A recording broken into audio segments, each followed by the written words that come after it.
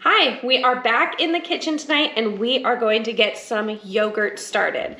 I often talk about how I use Greek yogurt as a substitute in lots of recipes, and we typically make that yogurt ourselves. We use yogurt as typical yogurt, making breakfast. We also use it if you're having guests over, need to make a quick dip, mix it up with some seasonings, serve it with some vegetables or some pretzels and crackers, and we use it as sour cream. So all different types of uses. And the best thing is it really reduces the number of groceries you need to keep in your house. So we keep whole milk in the house. I buy this in either a 2-pack or a 3-pack at Sam's Club. I use whole milk instead of cream a lot to make it a little bit lighter and also reduce the number of groceries I have in my house. So we'll get started with using this 1/2 gallon of whole milk. You'll want to get the organic whole milk and make sure that it says ultra pasteurized. You can pasteurize milk in your Instant Pot or on your stove. This is just a hack. I'm lazy and make things really easy to already get it ultra pasteurized. So we'll dump that into the pot. The only other ingredient that you put in is then existing yogurt. So I had to buy some at the store with the holiday season. I've been out of the habit of making this myself, but typically you'll just set some aside from your previous batch and use it at this step.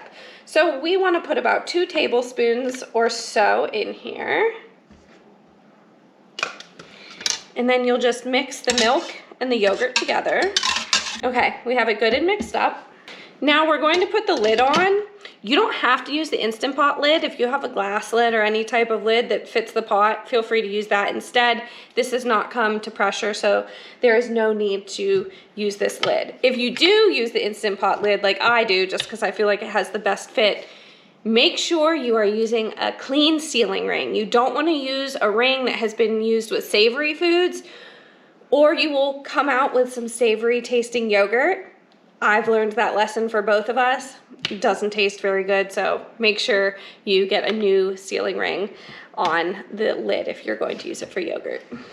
Okay, so how do you program an Instant Pot? You'll want to make sure you're using an Instant Pot that has a yogurt button. So I press the yogurt button. I'm going to go to the ferment option. There's also a pasteurized option on a lot of the Instant Pots that have the yogurt feature. If you're using pasteurized milk already, that ultra pasteurized milk, you can skip that step. So we're going straight to ferment. I go for 10 hours. The longer you go, kind of the tangier the yogurt is. I know a lot of people only do 8 hours. So I'm going to set this for 10 hours and then we'll check it in the morning. Good morning. The timer just went off, the 10-hour timer that we set on the Instant Pot for the yogurt. So the next step is to strain the whey off the yogurt. That's, I guess, what makes it Greek yogurt. There are a lot of different uses for whey, which we'll get into later. Plants love it, animals love it. You can put it in different recipes like sourdough. We've made a caramel sauce out of it one time. The options are really endless. It's very nutrient dense. So I have this strainer specifically made for yogurt.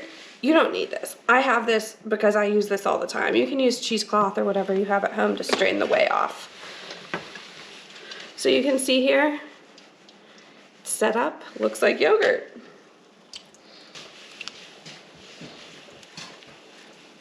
Okay, so since the timer went off, this is still pretty warm. If you were just to put this in the refrigerator, you could use this as is. I like the texture and the taste and the nutritional value of Greek yogurt better than regular yogurt. So we're going to put that in the refrigerator.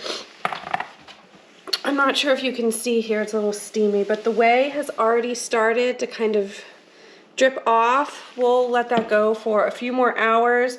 And the consistency really depends on how much of the whey that you let strain off. So that can be completely up to you. We're gonna get this in the refrigerator and we'll check on it in a few hours. We're back with the yogurt. The whey has been strained off of it. If I'll be honest, I probably should have taken this out yesterday. I've cheated and used some of the yogurt off of the top. So as you can see here, we have this whey that's been strained off and this nice, thick, creamy yogurt that we need to put in a container to put in the fridge.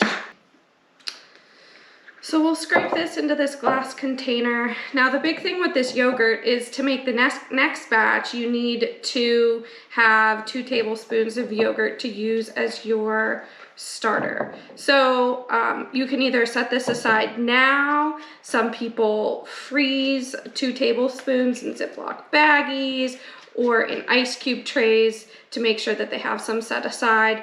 What we usually do is just before we run out, make another batch. Okay, so we have a nice portion of yogurt here. We have it packaged up, ready to go in the refrigerator.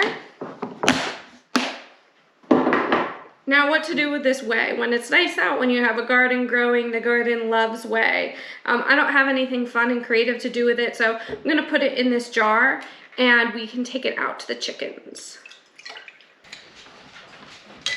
Okay, so that is our easy 2-step Greek yogurt in the Instant Pot. As a byproduct, we have some whey to use. We'll get that out to the chickens. We'll see you next time.